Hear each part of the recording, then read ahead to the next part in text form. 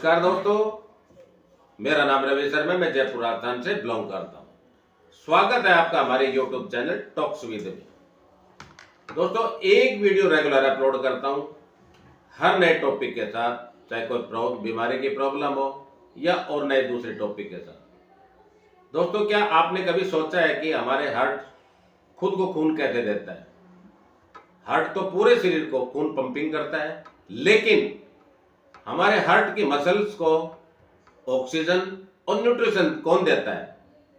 इसका जवाब है कोरोनरी आर्टरीज, यानी कि कोरोनरी हमारी धमनियां। दोस्तों, आज की इस वीडियो में हम आपको सारी चीजें विस्तार से बताएंगे कि कोरोनरी आर्टरी क्या होती है, इसके क्या क्या प्रकार होते हैं, कोरोनरी आर्टरी डिजीज एक्चुअल में होता क्या है, हार्ट अटैक कैसे होता है, सिम्टम्स, कारण और डायग्नोज, ट्रीटमेंट और प्रिकॉशन।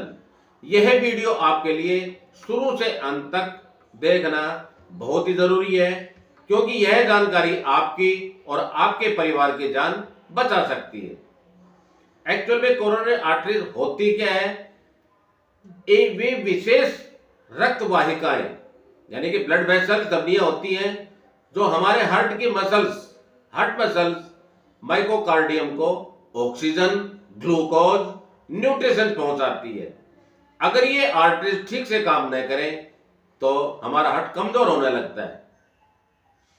कोरोनरी आर्टरीज का नाम कोरोनरी क्यों पड़ा, ये इस विषय में बात करें। कोरोनरी शब्द लैटिन भाषा के वर्ड से लिया गया है, जिससे कोरोना से है, जिसका अर्थ होता है मुकुट यानी कि क्राउन।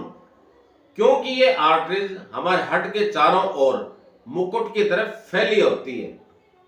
लेफ्ट कोरोनरी आर्टरीज यह हमारे लेफ्ट साइड होती है, जो दो भागों में बढ़ जाती है। लेफ्ट इंटीरियर डिसेंडिंग हमारे हार्ट के आगे के हिस्से को यह ब्लड देती है। इसे विडोमेकर आर्टरीज भी कहते हैं। इसका ब्लॉक होना बहुत खतरनाक होता है। लेफ्ट सर्कमफ्लेक्स आर्टरीज हमारे हार्ट के लेफ्ट और पीछे के हिस्से को खून देती है। Right coronary arteries heart rhythm को कंट्रोल करने वाले हिस्से को भी ये सप्लाई करती है। कोरोनरी आर्टरीज एक्चुअल में डिजीज होता क्या है? जब कोरोनरी आर्टरीज के अंदर फैट, कोलेस्ट्रॉल और कैल्शियम जमा होने लगता है, तो इसे कहते हैं एथेरोस्क्लेरोसिस। इससे हमारी आर्टरीज सिकुड़ जाती है, संकरी हो जाती है और हमारे ब्लड का सर्कुलेशन कम हो जाता है। इसी कंडीशन को कहते हैं कोरोनरी आर्टरी डिजीज। इससे हमारे शरीर में क्या क्या समस्याएं होती हैं? एंजिना यानी कि हमारे चेस्ट में pain, heart attack, heart failure और सडन कार्डियक डेथ। एंजिना इसमें होता क्या है कि हमारे चेस्ट में दर्द क्यों होता है? जब हार्ट को पर्याप्त ऑक्सीजन नहीं मिलती तो हमारे चेस्ट के अंदर दबाव, जलन, भारीपन, पेन होता है और यह दर्द बाएं हाथ, हमारी गर्दन, जबड़े और पीठ तक फैल सकता है। हार्ट अटैक कैसे होता है, इस विषय में बात करी जाए। जब कोरोनरी आर्टरी पूरी तरह ब्लॉक होती है, खून रुक जाता है, हमारे हार्ट की मसल्स मरने लगती है, इसी को कहते हैं myocardial infarction, heart attack. Heart attack के अगर हम सिम्टम्स के बारे में बात करें तो मेंस के अंदर यानी कि पुरुषों में सीने में दर्द, तेज दर्द होता है, पसीना आना, घबराहट महसूस होना और सांस फूलना, ये सबसे विशेष लक्षण होते हैं इसके। महिलाओं के बारे में बात करें तो थकान, उल्टी, जबड़े या पीठ में दर्द होना, सांस लेने में इसमें प्रॉब्लम होना।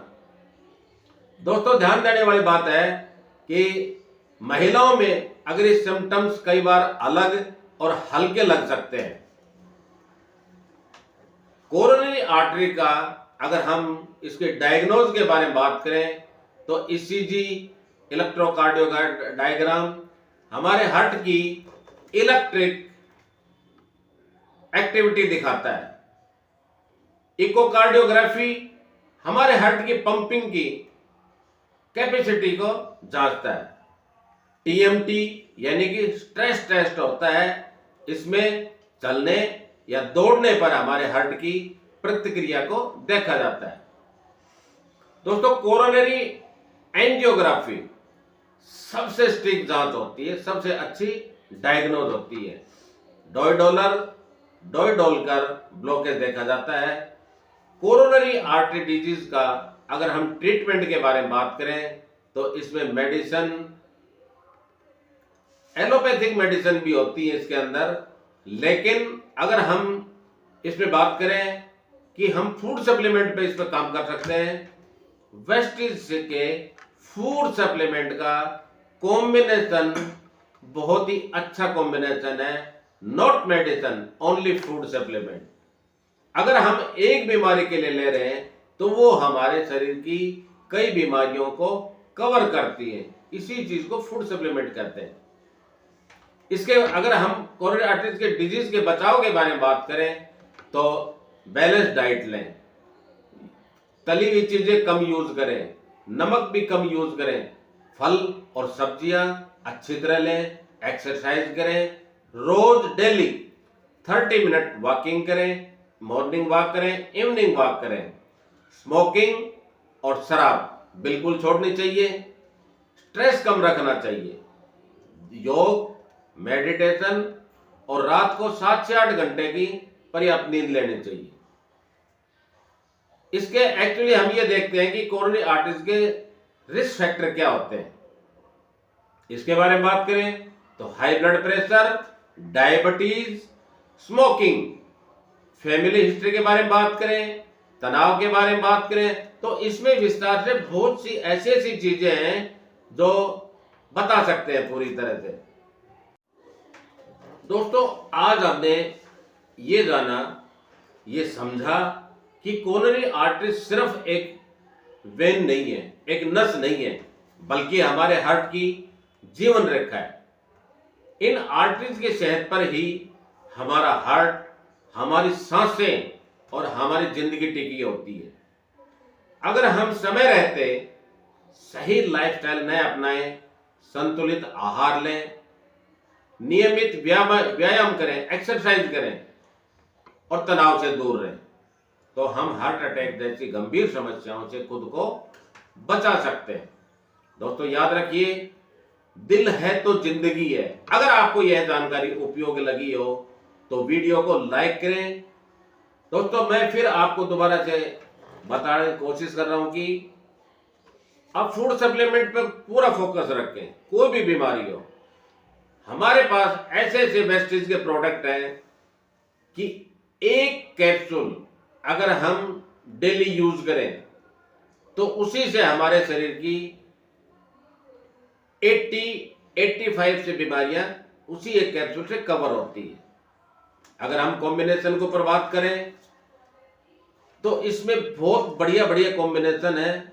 आप मेरे से कांटेक्ट कर सकते हैं किसी भी बीमारी के लिए। चैनल में मेरा व्हाट्सएप नंबर है, मेल आईडी है, कभी भी कॉल कर सकते हैं। अपने परिवार और दोस्तों के साथ शेयर करें और ऐसी ही सच्ची मेडिकल जानकारी के लिए हमारे चैनल को सब्सक्राइब जरूर करें। स्वस्थ रहें, सुरक्षित रहें, खुश रहें। Thank you, wish you well.